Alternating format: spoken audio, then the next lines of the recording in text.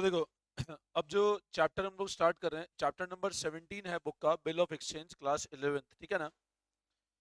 अब क्या होता है बिल ऑफ एक्सचेंज, क्या कंसेप्ट है इस चैप्टर के अंदर, पूरा हम लोग वन बाय वन डिस्कस करते हैं। बताओ, जैसे हम लोग बात करते हैं टॉपिक बिल ऑफ एक्सचेंज की, ठीक है ना। बिल ऑफ एक्सचेंज को मैं शॉर्ट फॉर्म में कह सकता हूं बीओई। अब बिल ऑफ एक्सचेंज का मतलब क्या होता है, तो मैं ना इसको ऐसे समझो। बेसिकली हिंदुस्तान में एक एक्ट बना है जिसको हम कहते हैं नेगोशिएबल इंस्ट्रूमेंट एक्ट। हिंदुस्तान में कानून बना है जिसको हम कहते हैं नेगोशिएबल इंस्ट्रूमेंट एक्ट 1881। तुमने डॉक्यूमेंट सुने होंगे, चेक सुना है, चेक हो गया, हुंडीज हो गई, ठीक। हुंडी मतलब पुराने जमाने में होती थी। हुंडी एक तरह का क्या होता है, बेसिकली जब वो लेंडर और मतलब पुराने जमाने में जमीन लेते थे ना, तो बोलते हैं सिक्योरिटी के फॉर्म में हुंडी दी जाती थी, ठीक है ना। तो चेक हो गया, हुंडी हो गई, या फिर बिल ऑफ एक्सचेंज, या एक और टर्म बोलता हूं प्रोमिसरी नोट। हाँ, ऐसे समझ लो एग्रीमेंट है, ये सब एग्रीमेंट ही आपस में है ना। तो ये सब जो डॉक्यूमेंट है, these all are document of negotiable instrument. अब बिल ऑफ एक्सचेंज का मतलब क्या होता है, बेसिकली जैसे मान लो, एक बहुत सिंपल लॉजिक से समझना बिल ऑफ एक्सचेंज होता क्या है। मान लो दो लोग हैं, ध्यान समझना। मान लो ये तो है मिस्टर ए, इसका नाम है मिस्टर ए, और इधर है मान लो मिस्टर बी।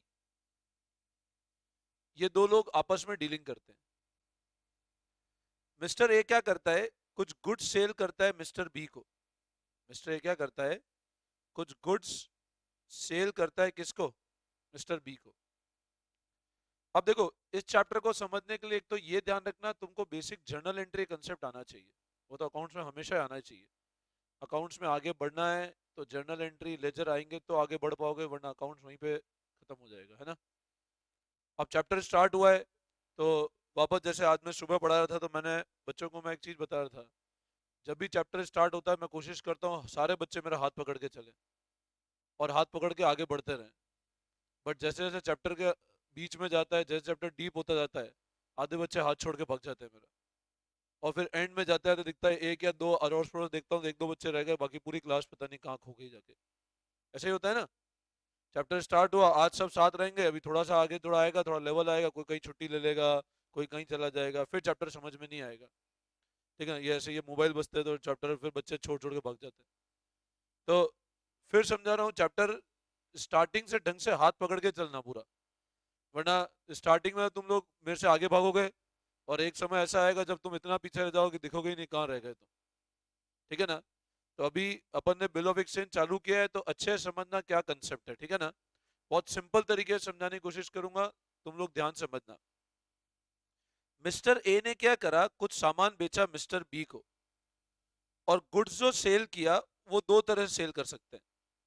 या तो सेल किस पे कर सकते हैं, कैश पे, या सेल किस पे कर सकते हैं, क्रेडिट पे। अच्छा बताओ, कैश पे अगर सामान बेचा तो किसी पार्टी को कोई टेंशन है क्या पैसे के डूबने की? कोई टेंशन नहीं भैया, कैश पे सामान बेचा, ट्रेड हुआ और पैसा आ गया। लेकिन मान लो अगर सामान बेचा कैश पे नहीं, सामान किस पे बेचा, अज्यूम करो क्रेडिट पे। तो ए ने सामान बेचा बी को, तो ए को ये डर है यार कल से अगर बी ने मेरा पैसा नहीं दिया तो मैं क्या करूंगा। ए को ये डर है कि कल से मान लो मैंने सामान बेच दिया और मैं जब बी से पैसा लेने गया और बी ने पैसा देने में नाटक करना चालू किया, तो मैं क्या करूंगा, मैं तो कहीं का नहीं रहूंगा। तो ए जब बी को सामान बेचता है ना, तो सामान बेचते टाइम ये बोलता है देख भाई, अपन भली बचपन की दोस्ती, अपनी दोस्ती बहुत अच्छी है, लेकिन पैसा चीज ऐसी किसी पे विश्वास नहीं किया जा सकता। क्या पता 2 महीने बाद तेरे मन में चोर आ जाए, तो तेरे विचार बदल जाए, तू मेरा पैसा नहीं दे तो मेरा पैसा डूब जाएगा। तो ए बी को ये बोलता है देख भाई, तू सामान ले जा उधार पे, ये बता पेमेंट कितने टाइम बाद करेगा। बी बोलता है मैं तो 2 महीने के बाद ही पेमेंट करूंगा। मैं कितने टाइम बाद पेमेंट करूंगा, 2 महीने के बाद। अब जिस दिन सामान बेचा ए ने बी को, ए अपनी बुक्स में एंट्री करता है, बोलता है बी अकाउंट डेबिट टू, ऐसे होगी एंट्री ए की बुक्स में। अच्छा बोलो, ए ने एंट्री करी बी अकाउंट डेबिट, मतलब बी को क्या बनाया, बोलो डेटर की क्रेडिटर, डेटर। आप बोलोगे अच्छा रिकॉल में डेटर लाइबिलिटी होती है, असेट। आप बोलोगे सर बी को क्या बना दिया उसने, डेटर बना दिया, तो मैंने कहा असेट कैटेगरी। और सेल्स कौन सी कैटेगरी, बोलोगे सर सेल्स कौन सी कैटेगरी है, रेवेन्यू कैटेगरी। और ए ने सामान बी ने सामान परचेज किया, बी बोलेगा मेरे लिए क्या है ये, बोलो बोलो क्या है बी के लिए, परचेज टू ए। और मान लो 50,000 रुपए का सामान बेचा था, और ये बेचा था जनवरी के महीने में, कौन से महीने में, तो एंट्री कर दी purchase account debit 50,000 to A, ये एंट्री कर दी in the month of January. बोलो यहां तक कोई तकलीफ, एनी डाउट। अब मेरे को एक बात बताओ, ए ने क्या करा, बी को क्या बनाया, बोलो डेटर की क्रेडिटर, डेटर, और बी ने ए को क्या बनाया, क्रेडिटर। अब ए ने बी से पूछा ये बता मेरे को मेरा पैसा कब देगा तू, तो बी बोलता है मैं पेमेंट 2 महीने बाद दूंगा, अभी ठंड का मौसम है, जब गर्मी आएगी तब पैसा दूंगा। पर ठंड में पैसा नहीं देते हम, गर्मी में पैसा देंगे। बोले ठीक है, कौन से महीने, बोले मार्च के महीने में पैसा दूंगा, उसमें गर्मी आनी चाहिए। बोले ठीक है, वह गर्मी आ जाएगी तब पैसा देना। लेकिन ए बोलता है कि देख आज अपने बीच में व्यवहार बहुत अच्छा है, क्या पता ड्यू डेट को दिन में पैसा मांगने आऊं और तू घर पे ना मिले तो, गर्मी के बाद क्या पता अगली सर्दी आ जाए तू मेरा पैसा नहीं दे तो। अब बी बोलता है ऐसी बात कैसे करता है, बोले अपन इतने अच्छे दोस्त हैं बचपन के, सब बातें हैं अपने बीच में, बोले नहीं पैसा तो दे दूंगा चिंता मत कर। तो ये बोलता है नहीं पैसों के मामले में विश्वास नहीं करता, बोले एग्रीमेंट कर लेते हैं अपन तो। ये बोलता है एग्रीमेंट की जरूरत है अपने बीच में, बोले हाँ एग्रीमेंट की जरूरत है। तो बोलता है अपन एग्रीमेंट करते हो, उस एग्रीमेंट पे लिख देते हैं कि ऑन ड्यू डेट, एग्रीमेंट करते हो एग्रीमेंट क्या लिख देते हैं कि ड्यू डेट को, ये बोलता है कि मैं काम करता हूं, मैं एग्रीमेंट बना के लाता हूं तेरे से ऊपर, और तुम वो एग्रीमेंट क्या करना, साइन करना और उसको क्या कर लेना, और वो एग्रीमेंट में स्टैम्प पेपर बनाऊंगा, जो कोर्ट का स्टैम्प पेपर होता है ना, उस पर ऐसे एक स्टैम्प पेपर हो गया, शेयर का चिन्ह बना होता है, वो स्टैम्प पेपर एग्रीमेंट बनेगा, और 500 रुपए का स्टैम्प पेपर, पक्का काम करूंगा मैं तो। अब ए ने बी को बोला देख भाई मैं तो तेरे को नहीं जानूंगा, मैं तो एग्रीमेंट पहचानूंगा, और अगर ड्यू डेट को तूने आज, मेरे को आज ही तारीख बता दे कौन से दिन को पेमेंट करेगा। तो बोला अब देख अभी जनवरी चल रहा है, एक काम करना 15 मार्च को आना और पैसे लेके चले जाना, 15 मार्च को आना और पैसे लेके चले जाना। बोले 15 मार्च छोड़, तेरी बात मानते 20 मार्च को आऊंगा, बस 5 दिन और लेट, एग्रीमेंट पे डेट लिख रहा हूँ 20 मार्च को आऊंगा। लेकिन 20 मार्च को तुमने अगर पैसा नहीं दिया तो एग्रीमेंट के तहत तेरे को मैं जेल लेके चला जाऊंगा। अब भी थोड़ा गुस्सा हुआ, बोले ये कैसी बातें कर रहे हो जेल की यूं की, बोले नहीं अपन एग्रीमेंट कर लेते हैं, अगर तुम पैसा दोगे एग्रीमेंट फाड़ दूंगा। ये बोले मतलब अपने बीच में कागज के पन्ने रह गए, अपने बीच में कुछ नहीं रहा, मतलब व्यवहार कुछ नहीं, बोले व्यवहार कुछ नहीं, सिर्फ कागज के पन्ने ही जो है। अब इनने क्या किया, एग्रीमेंट बनाया, एग्रीमेंट बनाया, बी ने यहाँ पे ए ने साइन किया, यहाँ पे बी ने साइन किया, ऐसे ए ने साइन कर दिया, ऐसे बी ने साइन कर दिया। और ए ने बोला मैं एग्रीमेंट तेरे ऊपर बना रहा हूं, और बी को बोला तू उसको एक्सेप्ट कर लेना।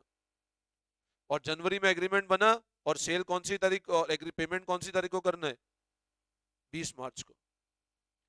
अब मेरे को एक बात बताओ, एक बार एग्रीमेंट स्टैम्प पेपर पे बन गया, एक स्टैम्प लीगल डॉक्यूमेंट हो गया, नोटरी करा दी, सब जो लीगल फॉर्मेलिटी है कंप्लीट करी। अब अगर ड्यू डेट पे बी पैसा नहीं देता है तो ए के पास पावर है, ए बी को कोर्ट में लेके जा सकता है, क्योंकि लीगल एग्रीमेंट बना है। ऐसा नहीं एक प्लेन पेपर चिट्ठी पे एग्रीमेंट कर दिया, प्रॉपर लीगल एग्रीमेंट बना है। और वो एग्रीमेंट बना करके ऐसे ए को दे दिया, ये रखो लो ये लेके जाओ।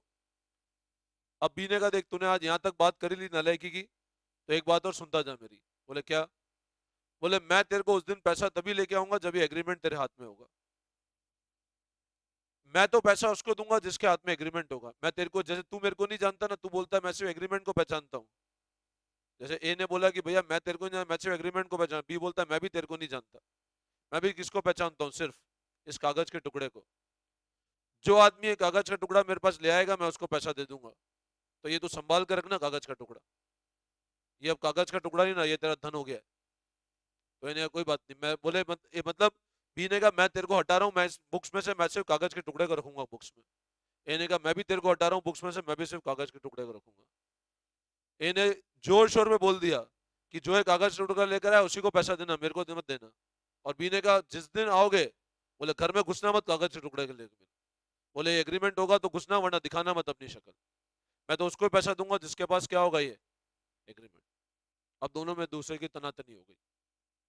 अब झगड़ा हुआ तो ए ने बी ने अपने अकाउंटेंट को बुलाया, और बी ने अपने अकाउंटेंट को बुला के बोला कि भैया एक काम कर, अपनी बुक्स में ए का नाम चल रहा है नहीं चल रहा है। बी ने अपने अकाउंटेंट को बुला के बोला अपनी बुक्स में ए का नाम चल रहा है कि नहीं चल रहा है। बोले मैं देखता हूँ बताता हूँ। अपने जज को बुलाया, मान लो रुको रुको देख के बताता हूँ मैं। अब जज ने चेक किया फटाफट बुक्स, बोले हाँ सर एक परचेज की थी अपन ने। बोले कौन सी तारीख की परचेज? जनवरी की परचेज है। बोले हटाओ उस ए के नाम को। बोले हटा दूं? अकाउंटेंट बोलता है, बोले हाँ हटा दे। बोले क्यों हटाऊं? बोले अपन ए को नहीं पहचानते हैं। अब ए को कोई पैसा नहीं देना है, अपने को पैसा किसका देना है? सिर्फ पहले एग्रीमेंट का पैसा देना है। बोले वो इतना नालायक आदमी है, उसको अपने विश्वास नहीं है, एग्रीमेंट साइन करा के ले गया। तो अपन ने ही बोल दिया अपन सिर्फ एग्रीमेंट को पहचानते हैं। तो बी क्या बोलता है ए अपने अकाउंटेंट को कि ए को बुक्स में से हटा। अब हटाने के लिए ऐसे मत कर देना काट दिया, ऐसे ऐसे काटना नहीं है। हटाने के लिए क्या करेंगे अपन? ए को, और बोलते हैं अपन मैं सिर्फ एग्रीमेंट को पहचानता हूं। इस एग्रीमेंट को कानून की भाषा में बी के एंगल से बोलेंगे bills payable.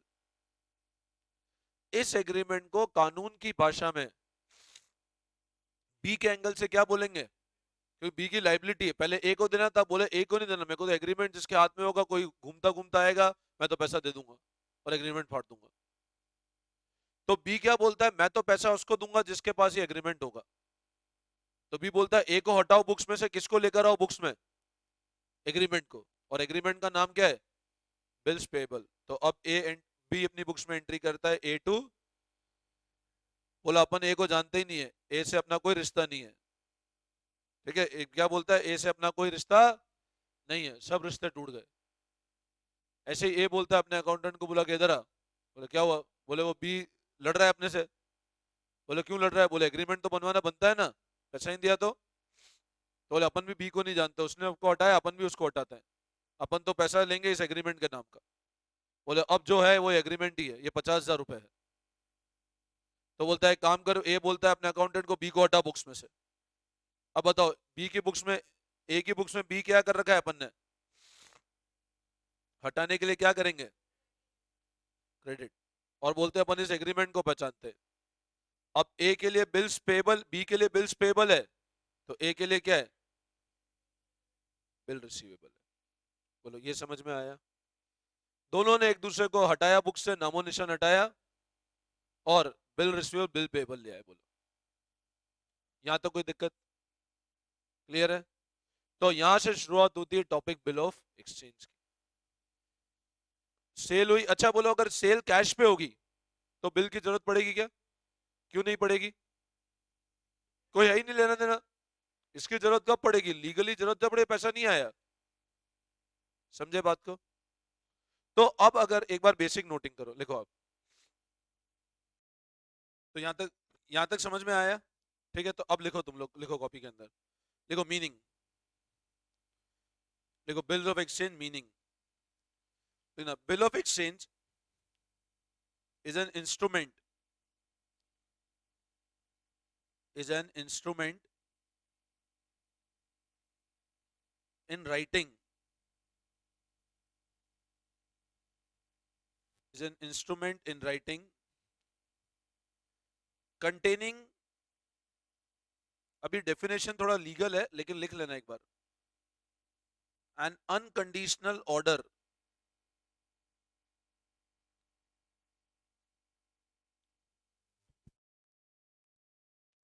signed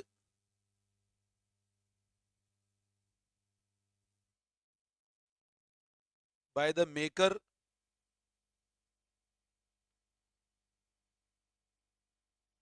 directing to pay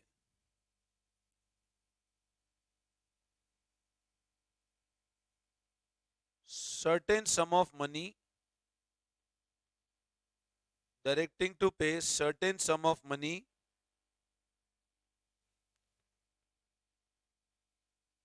to the order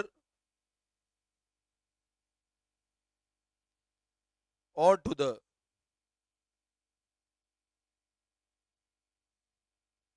bearer of instrument। Bearer, bearer मतलब जिसने होल्ड कर रखा है, जिसके पास है। मैंने कहा ना, बी ने बोला जिसके पास होगा मैं तो उसी को दूंगा, मैं और किसी को नहीं दूंगा। ठीक है, क्या बोला था? मैं ए को नहीं जानता हूं, मैं किसको जानता हूं? एग्रीमेंट को। ए ने भी क्या बोला, मैं भी बी को नहीं जानता हूं, मैं किसको जानता हूं? तो दोनों ने एक दूसरे को बुक से हटा के एग्रीमेंट को लिया है। बोलो यहां तक समझ में आया? अब बिल ऑफ एक्सचेंज में हमेशा ध्यान रखना, कभी भी जब हम बिल ऑफ एक्सचेंज की बात करते हैं तो बिल ऑफ एक्सचेंज के अंदर जब मैं बात करता हूं तो सबसे पहले हम अपने, बेसिकली क्या है, जब तुम हायर लेवल पे जाके अगर थोड़ा आगे अच्छी पढ़ाई करोगे, जो करेगा वो नेगोशिएबल इंस्ट्रूमेंट एक्ट पढ़ेगा। मतलब कानून के अंदर एक्ट होता है नेगोशिएबल इंस्ट्रूमेंट एक्ट। अपन तो अकाउंटिंग पार्ट पढ़ते हैं, बट हायर लेवल पे नेगोशिएबल इंस्ट्रूमेंट एक्ट पार्ट है, मतलब कानून क्या कहता है इसके अंदर। अपन नॉर्मली अकाउंटिंग पार्ट ही पढ़ रहे हैं सिर्फ इसका, ठीक है ना। अब बिल ऑफ एक्सचेंज के अंदर कैसे क्या होता है अकाउंटिंग पार्ट के लिए, तो सबसे पहले अगला हेडिंग लगाओ, parties to bill of exchange. लगाओ heading, parties to the bill of exchange. Parties to the bill of exchange.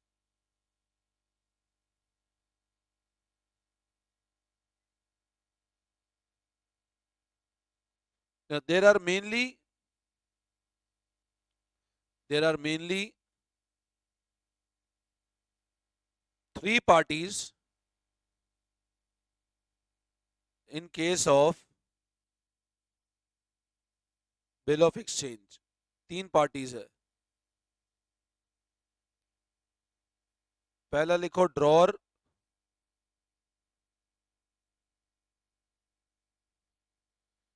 पहला लिखो ड्रॉर, दूसरा ड्रॉई और तीसरा पेई।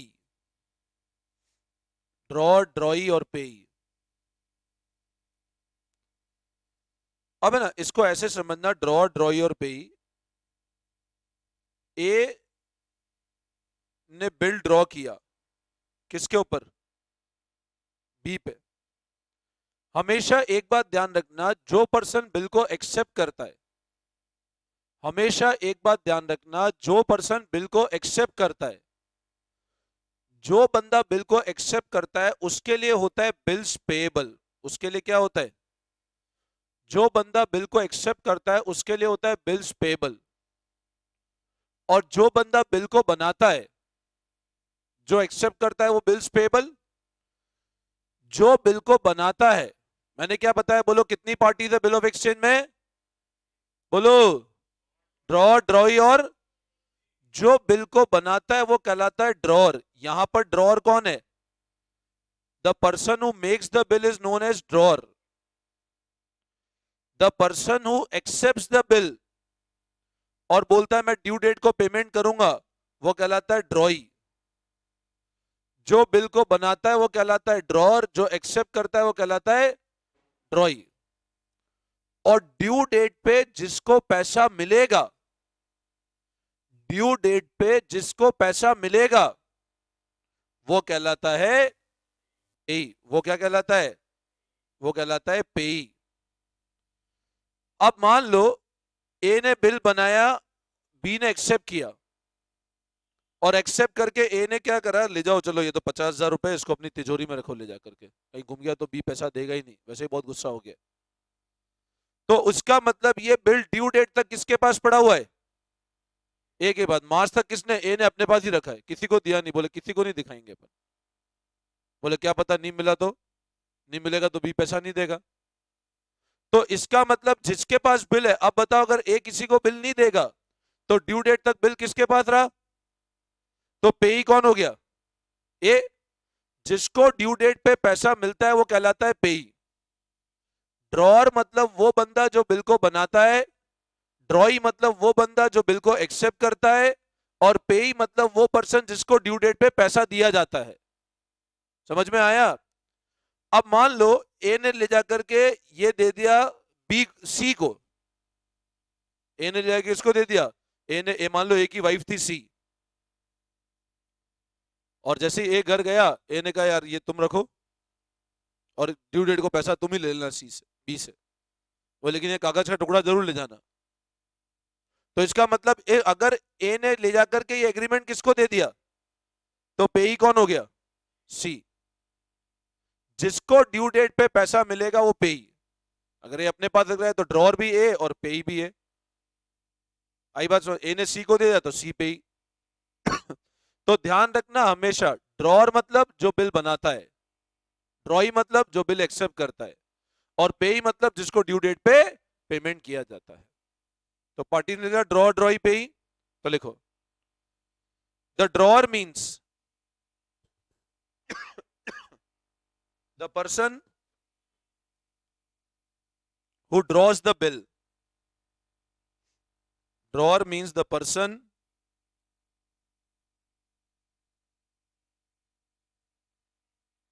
who draws the bill, जो बिल बनाता है।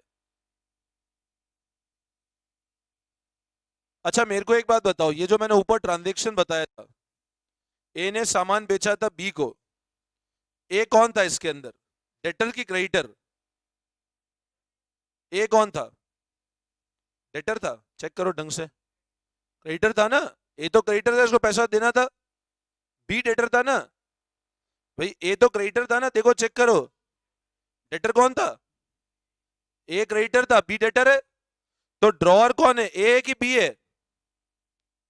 ए, तो मतलब ड्रॉअर कौन होता है, क्रेडिटर की डेटर? क्रेडिटर। तो लिखो वो draws the bill, he is the creditor. कौन है वो? क्रेडिटर। फिर लिखो drawee, person who accept the bill, he is the debtor. ये कौन होगा? डेटर। और लास्ट पे ही,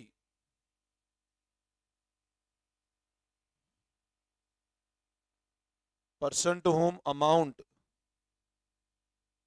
इज पेड ऑन, जिसको ड्यू डेट पे पैसा मिलेगा वो पेई। जिसको ड्यू डेट पे पैसा मिलेगा वो कौन है? पेई। तो बताओ बिल ऑफ एक्सचेंज की कितनी पार्टीज हुई, बोलो। ड्रॉअर मतलब बनाता है, ड्रॉई मतलब, और पेई मतलब जिसको ड्यू डेट को पैसा मिलेगा। बोलो आई बात समझ में? ठीक है, सब हाथ पकड़े हुए हैं, छोड़ दिया? तैयारी हो गई ऋषि छोड़ने की? हाँ चलो। हाँ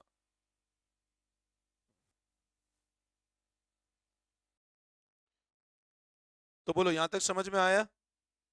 ड्रॉ ड्रॉई पेई, इसमें कोई डाउट? ठीक है, अब लिखो अगला heading, calculation of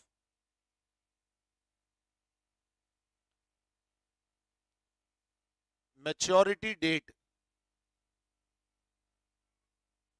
of bill. Maturity date of the bill. अब देखो इस वाले पॉइंट को समझना, मैच्योरिटी डेट कैसे निकालना है बिल का, ठीक है ना? तो लिखो नेक्स्ट लाइन में, date of maturity equals to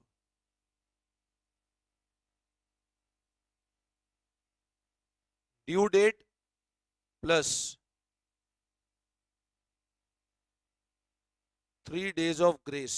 अब पहले इसको लिख लो फिर मैं समझा रहा हूं एक बार, है ना? Due date plus 3 days of grace. अब है ना, ये वाला पॉइंट ध्यान से सुनना, मेरी बात अच्छे से समझो। देखो मान लो ए ने बिल ड्रॉ किया बी के ऊपर। अब हमारे कानून के तहत क्या होता है समझना, ए ने बिल ड्रॉ किया बी के ऊपर, ऐसा बोला आप पेमेंट मेरे को 2 महीने बाद करना। ए ने बिल ड्रॉ किया बी के ऊपर और बोला पेमेंट मेरे को कितने टाइम बाद करना, 2 महीने के बाद। और जनवरी के अंदर बिल ड्रॉ किया और बोला एक काम करना, मेरे को पेमेंट 20 मार्च को करना, मैं 20 मार्च को अपनी शक्ल दिखाऊंगा आपको। तो बी ने कहा अपनी शक्ल मत दिखाना, बस ये एग्रीमेंट दिखा देना। बोले एग्रीमेंट भी ऐसे शक्ल, एग्रीमेंट आगे लेके आना, शक्ल दिखनी नहीं है मेरे को। बोले मैं सिर्फ एग्रीमेंट को पहचानता हूँ। वो ठीक है, एग्रीमेंट लेके 20 तारीख को आऊंगा मैं। अब दोनों के अंदर गुस्सा हो गया, ए पहुंच गया इसके यहाँ कौन सी तारीख को, 20 मार्च को पहुंच गया। और 20 मार्च को आगे बोलता है लाओ मेरा पेमेंट दो। बी बोलता है अभी नहीं, 2 दिन बाद आना। अब बी थोड़ा लॉ का, कानून का जानकार था, बोला अभी नहीं, 3 दिन बाद आना। ये बोलता है 3 दिन बाद नहीं, बोला मैं तो आज के आज ही पैसा लेके जाऊंगा। बोले अपनी बात हुई थी 20 मार्च, मतलब 20 मार्च, नहीं तो मैं यहीं से पुलिस थाने जा रहा हूँ, कोर्ट में जा रहा हूँ तुम्हारी कंप्लेन करने। बी ने बोला जहाँ मर्जी हो चले जाओ। बोले जाके पूरे ब्रह्मांड में चले जाओ, कहीं कंप्लेन नहीं होगी मेरी। बोले क्यों नहीं होगी, एग्रीमेंट बना हुआ है, 20 तारीख डेट लिखी हुई है। बोले कानून ये कहता है जिस दिन एग्रीमेंट की डेट लिखी हुई है उसके बाद भी, जैसे होता है ना अपन, जो बच्चा बेचारा पास नहीं हो रहा है, कोई बिल्कुल गरीब बच्चा है बेचारा पास ही नहीं हो पा रहा है, जो तुम्हारी तरफ एक बिल्कुल दया की भीख मांग रहा है, तुम मांगते हो टीचर से दया की भीख कि सर कुछ दे दो, हमको पास कर दो, कुछ नंबर दे दो। बोले हम नालायक आगे नहीं रहेंगे, कुछ हमको दया की भीख देके पास करो, धक्के मार के आगे 12th में पहुंचाओ। तो दया की भीख की तरह टीचर बोलता ठीक है काम कर जाते हो, ग्रेस मार्क्स दिए हमने और तू पास है। उसी तरह कानून ये कहता है कि अगर आप ड्यू डेट पे उस बंदे के यहाँ पैसा लेने पहुंच गए और वो आपकी पैसा नहीं दे पाए ड्यू डेट को, तो उसको फाइनल 3 दिन का समय और दे दिया जाए। 3 दिन के पहले आप कोई कार्रवाई नहीं करोगे। कितने दिन का समय दे दिया जाए? उसको ग्रेस डेज कहते हैं। 20 तारीख आपकी ड्यू डेट थी, आप चले गए, बी को आप 3 दिन का और समय देना पड़ेगा आपको। तो ये बिल मैच्योर कौन सी तारीख को होगा? 23 मार्च को। जो भी बिल की ड्यू डेट है उसमें 3 दिन का और समय दे दो उसको। अब मान लो अगर बिल आपने ड्रॉ किया, ए ने बिल बी के ऊपर ड्रॉ किया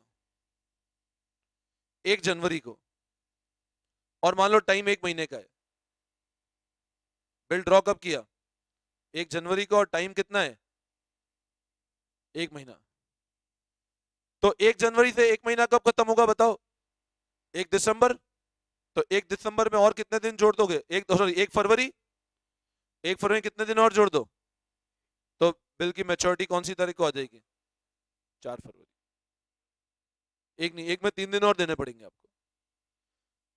अब मान लो सी ने एक बिल बनाया डी के ऊपर 1 फरवरी को, 1 महीने की डेट का, और ई ने एक बिल बनाया एफ के ऊपर 30 दिन का। सी ने, और वो भी 1 फरवरी को बनाया। ए ने, सी ने एक बिल बनाया डी के ऊपर 1 फरवरी को, कितने महीने का? तो बताओ 1 महीना कब खत्म होगा? 1 मार्च। और 3 दिन और जोड़ो, तो इस वाले बिल की ड्यू डेट कौन सी हुई? बोले सर इसकी तो 4 मार्च हो गई। अब अगर मैं यहां बोलता हूं यहां पे 1 महीना नहीं, यहां पे क्या लिखा हुआ है? 1 महीना लिखा है, क्या लिखा है? 30 दिन। अब 1 महीना अलग बात है, 30 दिन अलग बात है। फरवरी 1 महीना है, भले उसमें 28 दिन होंगे तो भी, बट 30 दिन नहीं। आप ये नहीं बोल 30 दिन मतलब 1 मार्च को खत्म होगा, नहीं, 30 दिन काउंट करने पड़ेंगे।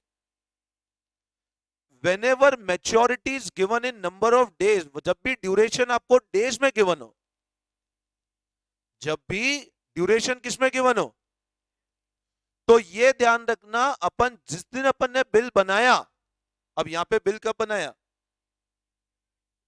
तो 30 दिन, 1 फरवरी को हटा करके 30 दिन निकालना। जब भी आपको ड्यूरेशन डेज में गिवन हो तो हमेशा ध्यान रखना date of drawing the bill को कभी भी इंक्लूड नहीं करेंगे। और 30 दिन कब से निकालेंगे? 2 तारीख से 30 दिन निकालो। अब अगर 1 तारीख हटा दिया तो फरवरी में कितने दिन बचे? 27। 3 दिन मार्च के, तो ये तो 30 दिन अब खत्म हुए, मतलब 3 मार्च को जाके आपके 30 दिन खत्म हो रहे हैं। अगर सब फरवरी 28 दिन है तो 1 तारीख को तो डेज में जब भी गिवन हो, मंथ में तो कोई दिक्कत ही नहीं है। 5 फरवरी तो 1 महीना 5 मार्च को। बट अगर 5 फरवरी से 30 दिन निकालने तो 5 तारीख को इंक्लूड नहीं करोगे। तो 1 फरवरी से 30 दिन निकाल रहे हैं तो 1 तारीख को हटाओ, 27 दिन बचे। 3 दिन मार्च के और हुए तो 3 मार्च हुई, तो 3 मार्च को तो बिल को जाके आपकी कलेक्शन डेट आई। बट आपको क्या बोला गया, वापस कितने डेज ग्रेस के दिन है? 3 दिन। तो फिर उस केस में आपके क्या होगा, बिल की मैच्योरिटी कौन सी होगी? 6 मार्च। समझे?